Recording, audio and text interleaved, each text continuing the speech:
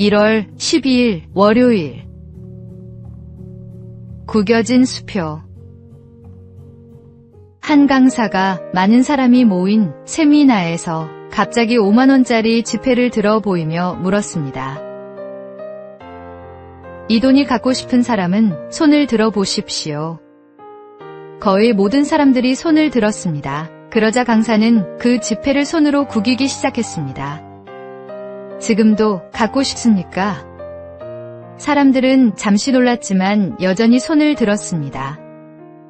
이번에는 지폐를 바닥에 떨어뜨린 뒤 발로 밟아 더럽혔습니다. 그리고 다시 물었습니다. 그래도 이 돈을 원하십니까? 거의 동일한 손들이 다시 올라갔습니다. 강사는 미소를 지으며 말했습니다. 제가 아무리 구기고 짓밟아도 이 돈의 가치는 변하지 않습니다. 여러분의 삶도 그렇습니다. 때로 실패하고 실수하고 사람들에게 상처받아 바닥에 떨어질지라도 여러분의 가치는 절대로 줄어들지 않습니다. 우리 역시 인생 속에서 여러 번 넘어지고 깨어질 때가 있습니다. 그러나 하나님은 단 한 번도 우리를 포기하거나 가치 없는 존재로 보신 적이 없습니다. 우리가 어떤 상황에 있든 하나님은 말씀하십니다. 너는 내 것이라. 사람이 평가하는 기준이 아니라 하나님이 부여하신 가치가 우리의 진짜 모습입니다. 그러므로 어떤 모습의 나라도 귀하게 여기고 다시 일어나야 합니다. 오늘의 말씀. 너는 내 눈에 보배롭고 존귀하며 내가 너를 사랑하였은즉. 오늘의 만나. 하나님 안에서 당신의 가치는 결코 변하지 않습니다. 어떤 상황에서도 자신을 귀하게 여기십시오.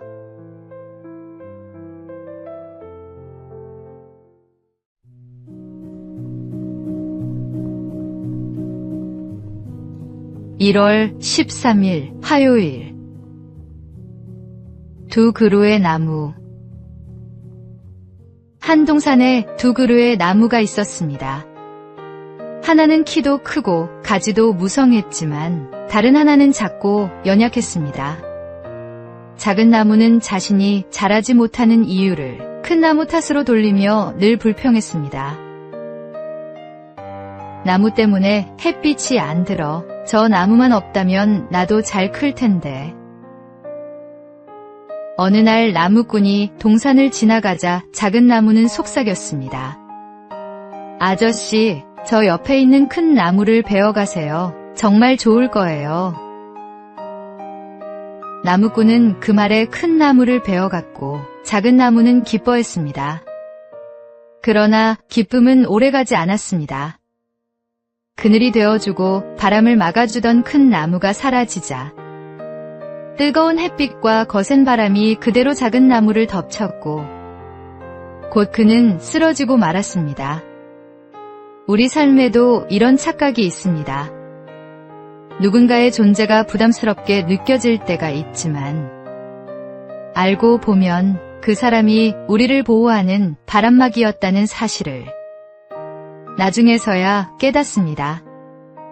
예수님은 우리의 연약함을 아시는 분이며 곁에서 지켜주는 든든한 큰 나무와 같은 분입니다.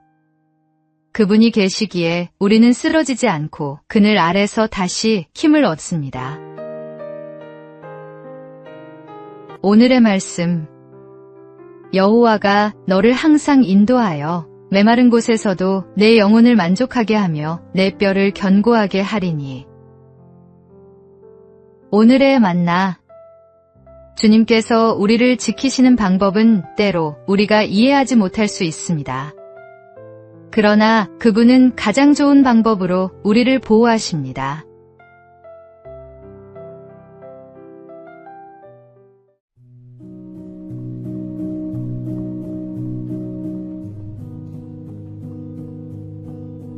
(1월 14일) 수요일. 오팔의 비밀. 한 보석 가게에서 있었던 일입니다. 손님 한 사람이 진열된 보석을 둘러보다가 한 보석을 가리키며 의아해했습니다. 겉보기엔 별로 특별해 보이지 않는데 왜 이렇게 비싼가요? 가게 주인은 대답 대신 그 보석을 조심스레 두 손에 담아 따뜻하게 감싸 주었습니다. 잠시 후 손을 펼치자 그 보석에서는 무지갯빛이 은은하게 퍼져나왔습니다. 그러고는 조용히 설명했습니다. 오팔은 따뜻함을 만나야 비로소 그 아름다움을 드러내는 보석입니다. 우리 주변에도 이와 같은 사람들이 있습니다. 따뜻한 마음을 기다리며 잠시 빛을 숨기고 있는 이들. 관심과 배려를 만나야 진가를 드러내는 귀한 존재들 말입니다. 혹시 우리는 차가운 눈빛과 바쁜 걸음으로 그들을 스쳐 지나고 있지는 않을까요? 오늘 하루 누군가를 보석처럼 빛나게 해보면 어떨까요? 거창할 필요도 없습니다. 따뜻한 한마디, 이해하는 눈길, 조용한 격려 한 번이면 충분합니다. 우리의 온기가 닿는 순간 그 사람 안에 숨겨진 빛이 놀랍도록 아름답게 드러날 것입니다. 오늘의 말씀, 새 계명을 너희에게 주노니 서로 사랑하라. 내가 너희를 사랑한 것 같이 너희도 서로 사랑하라. 오늘의 만나, 오늘 누군가에게 따뜻한 온기를 전하십시오. 당신의 사랑이 누군가를 빛나게 할 것입니다.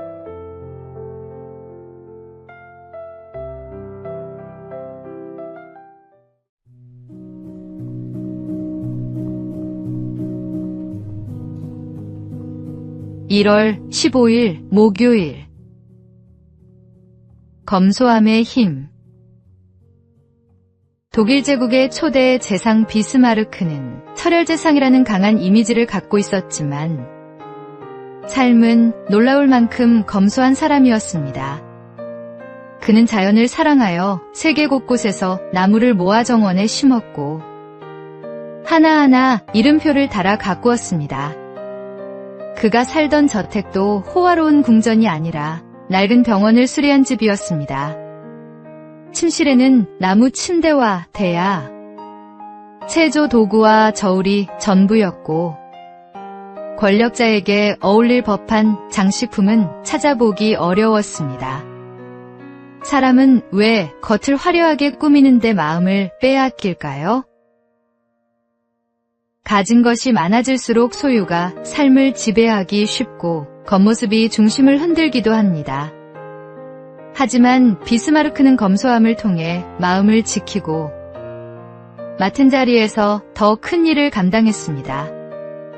개인도 검소함 없이 위대해질 수 없고 나라와 공동체도 절제가 없이는 건강해질 수 없습니다.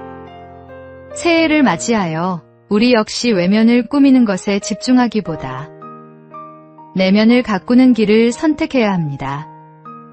불필요한 것을 줄이면 해야 할 일과 지켜야 할 가치가 분명해집니다. 오늘의 말씀.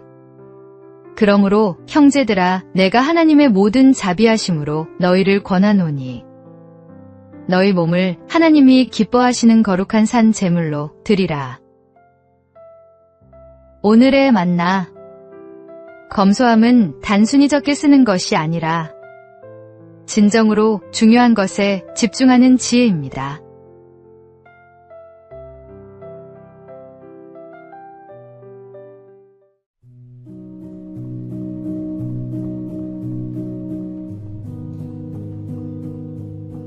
(1월 16일) 금요일. 익숙함을 놓아라. 심리학에는 고착 상태라는 용어가 있습니다. 어린 시절의 습관이나 감정에 머무르며 그 안에서 안정감을 찾는 현상입니다. 찰스 슐츠의 만화 피너츠에 나오는 라이너스가 좋은 예입니다. 그는 늘 낡은 담요를 들고 다니며 담요가 있어야 마음이 편안하다고 말합니다. 누군가 왜 버리지 못하느냐고 묻자 그는 담담히 크면 이걸로 멋진 운동복을 만들 거예요 라고 답합니다. 익숙함을 놓지 못하는 모습은 우리 안에도 있습니다. 하지만 병아리는 다시 껍질 속으로 들어가지 않고 나비는 누에고치로 돌아가지 않듯 성장은 늘 새로운 공간에서 이루어집니다.